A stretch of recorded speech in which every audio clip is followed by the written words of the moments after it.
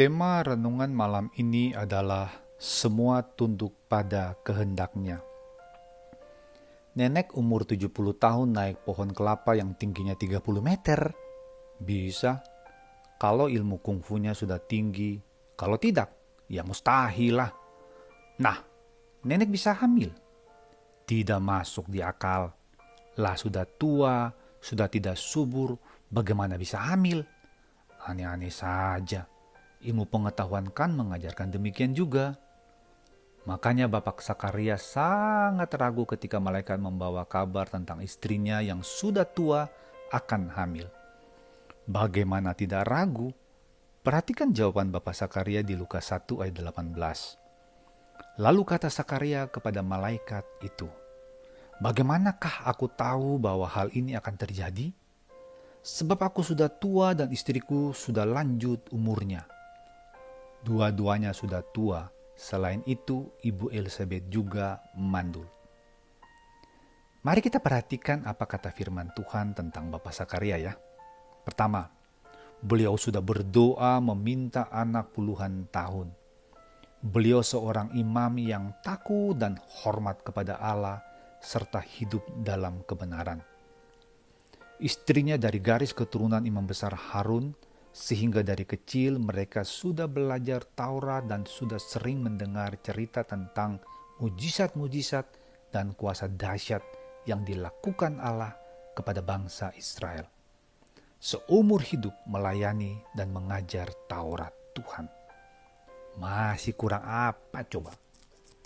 Namun giliran Allah menjawab doanya dengan mau memberikan seorang anak, malah Bapak Sakaria ragu-ragu dan tidak percaya karena mereka berdua sudah tua dan istrinya sudah tidak subur dan istrinya mandul lagi. Alasan ini sama persis dengan yang dikemukakan oleh Bapak Abraham ketika Allah menjanjikan anak kepada beliau juga. Dan alasan ini masuk di akal sebab ilmu pengetahuan mengajarkan demikian. Dan sudah terbukti bahwa wanita yang sudah berusia lanjut sudah tidak subur, sudah sulit, dan tidak mungkin memiliki anak, apalagi mandul. Ilmu pengetahuan kan sudah melalui penelitian yang panjang dan sudah ada buktinya. Makanya Bapak Sakaria bingung dan meragukan perkataan malaikat, sekalipun dia sudah berdoa dan berharap memiliki anak. Namun mari kita melihat contoh di dalam firman Tuhan tentang ilmu pengetahuan dan kuasa Allah. Ilmu pengetahuan mengajarkan 5 ketul roti dan 2 ekor ikan hanya bisa dimakan oleh seorang anak kecil. Tapi kuasa Allah membuatnya sehingga bisa dimakan lebih dari 5.000 orang dan masih sisa 12 bakul. Kehendak Allah lah yang jadi. Ilmu pengetahuan mengatakan air tetap air, kecuali ditambah sirup anggur, baru airnya berasa anggur. Tetapi kuasa Allah membuat air berubah menjadi anggur kualitas terbaik di dunia. Kehendak Allah lah yang jadi. Ilmu pengetahuan mengatakan bahwa tidak mungkin bisa memiliki anak. Allah mengatakan, "Saya akan memberikan engkau anak, bukan saja satu, tapi 2. Kehendak Allah lah yang jadi. Ilmu pengetahuan mengatakan sudah kena penyakit ganas stadium lanjut. Hidup tinggal 5 bulan. Mungkin benar. Tapi kalau Allah berkata kamu masih hidup 5 tahun lagi karena ada tugas yang harus diselesaikan, maka kehendak Allah lah yang jadi.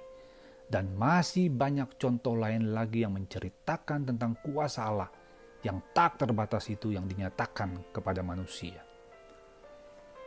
Allah adalah Allah yang maha kuasa dan segala kuasa tunduk pada kuasa Allah serta mengikuti kehendak Allah termasuk ilmu pengetahuan.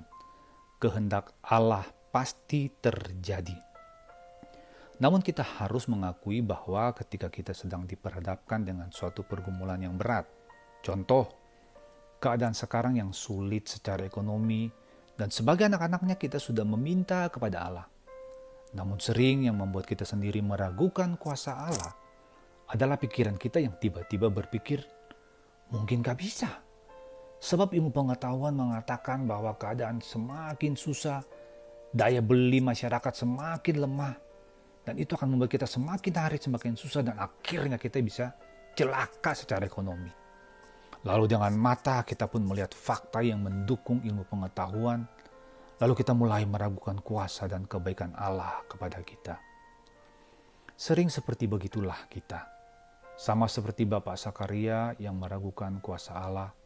Sekalipun sudah tahu kuasa itu karena berpikir ilmu pengetahuan lebih berkuasa dan bisa mengatur kuasa Allah. Kita harus ingat selalu bahwa kalau kita sedang bergumul dan meminta pertolongan Allah, maka kita harus percaya bahwa kuasa dan kasih Allah tidak tunduk dan tidak bisa didikte oleh apapun, termasuk ilmu pengetahuan. Sebaliknya, semua kuasa tunduk pada kuasa Allah dan kehendaknya. Kita harus ingat, iman dan pengharapan seorang anak Tuhan tidak ditaruh pada ilmu pengetahuan, tapi pada Allah yang berkuasa, yang penuh kasih, dan yang kuasanya melampaui ilmu pengetahuan. Bapa yang baik, ajar kami percaya bahwa segala kuasa tunduk di bawah kuasa-Mu, dan kehendak-Mu lah yang jadi. Tolonglah kami percaya, ya Bapa. Terima kasih. Kiranya renungan malam ini menjadi berkat bagi kita semua. Salam kemenangan, salam dari Billy Liline, selamat malam, selamat beristirahat. Tuhan Yesus memberkati kita semua. Amin.